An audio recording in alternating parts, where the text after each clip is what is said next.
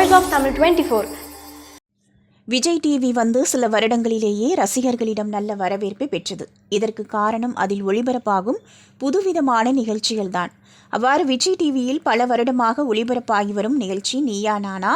இந்த நிகழ்ச்சி தொடங்கி ஆரம்பத்திலிருந்தே இதை தொகுத்து வழங்கி வருகிறார் கோபிநாத். நீயா நானா நிகழ்ச்சியை நேர்த்தியாகவும் சுவாரஸ்யமாகவும் கொண்டு செல்கிறார்.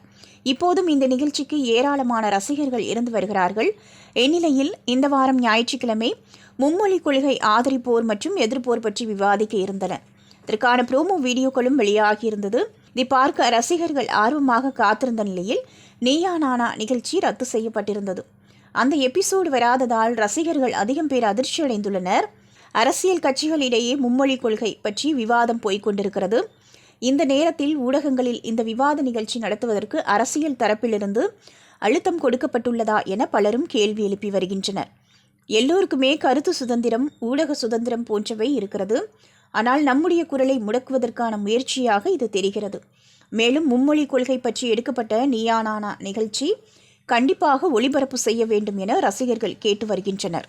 நீங்க பார்த்துட்டு இருக்கிறது Voice of Tamil 24. Like, share and subscribe.